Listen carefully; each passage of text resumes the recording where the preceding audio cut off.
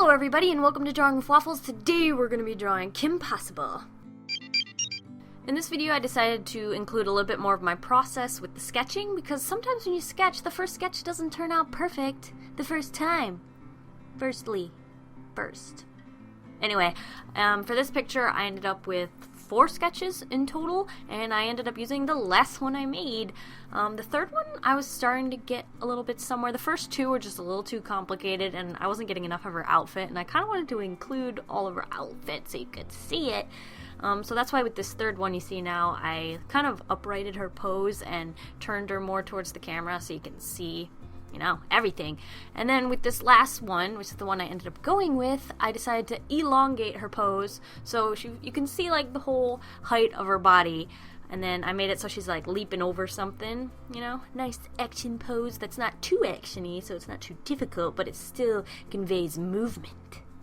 Not to mention in the other 3 sketches, she was kind of curled up like a pretzel, and there's this little unspoken rule that the more a character is curled up like a pretzel and resembles pretzel-like qualities, the harder it is going to be to draw.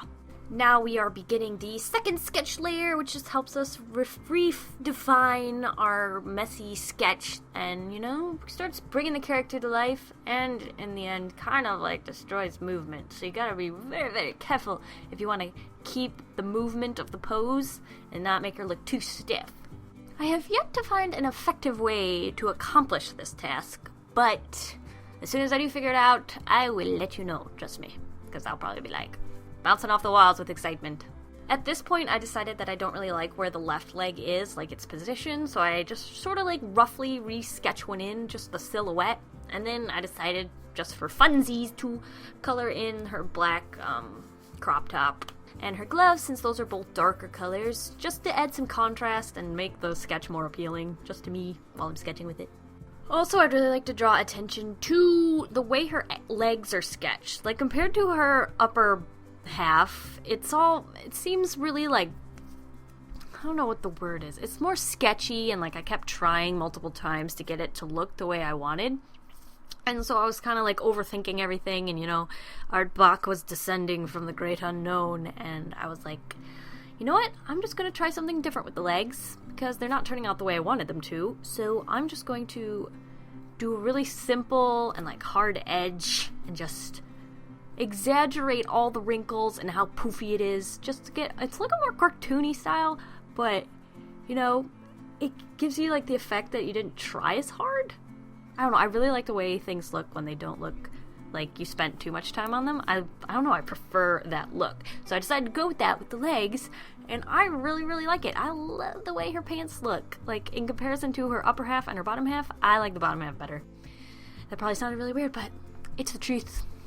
And now we are going to work on the line art. And if you can believe it, it's actually been 6 whole weeks since I showed any process of me doing the line art. Kind of been avoiding it myself, and as soon as I started the line art, I realized, wow, I haven't done line art in forever, because this is being a pain in the butt, and I don't even remember how to do it, and I'm out of practice, rusty, everything so wrong. It all felt wrong, and for a moment I was like, maybe I just won't do line art, and then I'm like, wait, it's been 6 weeks, kind of have to do some line art because you guys are actually catching on what I'm doing here. I'm like cheating myself. But I pushed through perseverance, and now we have line art. Ta-da! Anyway, continuing on, we're doing the line arts for the pants, so now you can probably get a better look at what I was talking about with the pants and how it's like a little bit it's sketchier, you know? It's almost like I was carving it instead of sketching it. I don't know. I think last time I talked about it, we were actually doing the line art of her face, so that wasn't very helpful, but now you can take a look. And now it's time for the best favorite part ever. If you've ever had a coloring book, you understand my feeling, and now it's time for coloring! Which means enter color key. Hey, little Kim Possible, are you gonna show me the colors I need? Sweet. Awesome, thanks. Because she kind of has like a yellowish skin tone, I added a lot of blush and like reddish tones all over her just to make it look more fleshy. And then once I added all the other colors, you really don't even notice, so I guess it was kind of pointless, but I liked it, so it's okay. I keep talking really fast, and I'm sorry. I think I've had too much sugar today. And then I decided to add some color to her hair. Well, shading, I guess is the word. And I took the red color and then added a little bit more purple to it to create the darker underside of her hair. I think I added a little bit of highlights too, I'm not sure. But for all the other colors, I just went with the simple flat colors. Well, except for the pants, because I decided to make the left leg look farther away, so I filled that entire leg in with a more purplish greenish tone to, you know, create some kind of dimensions that, you know, that leg's farther away. And then I did add a little bit of cell shading to the right leg, you know, just because it was already there, and I was like, whatever, let's give it a shot. And then next up on the to-do list is her face, which is a lot of fun. I like the way a picture looks before you add the color of the eyes in contrast to the way it looks when you add the eyes. Like, I feel like it just brings the entire picture to life, and it like has that thing it was missing, and then it's not missing it anymore, and then it makes you happy. So usually I do eyes like way earlier, like right after I do skin, just because, you know, it makes me happy. But I forgot this time because I am so out of practice. Because summer is basically over and school's starting up again, so it's time to get back into the routine and get stuff done. I think we are just about done. I think I'm just touching up stuff. Small touch-ups all over the place. Oh, adding a shadow. Yeah, that's just so you know that she's actually jumping and she's not on the ground in a really weird, awkward pose. So that's actually... Oh, and I added a bunch of strands of hair, like I used to like to do because I remembered this time. Yeah.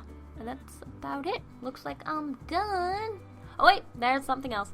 I decided to add a little bit more shadow under her eyebrows and above her nose, just so it looks like she's a little bit more seriously, you know, she's got a more serious look on her face because it wasn't really conveying the message properly. And I added a shadow under that hand, but I didn't like it, so I erased that. And that's it. There's the done picture. It's da-da-dun-da-da-dun-dun. I hope you enjoyed watching me draw Kim Possible. And thank you guys for watching. If you like this video, you can check out some of my other ones, and I will see you guys all next week with another video. Okay, hope you all have a delicious evening for the waffles. Bye!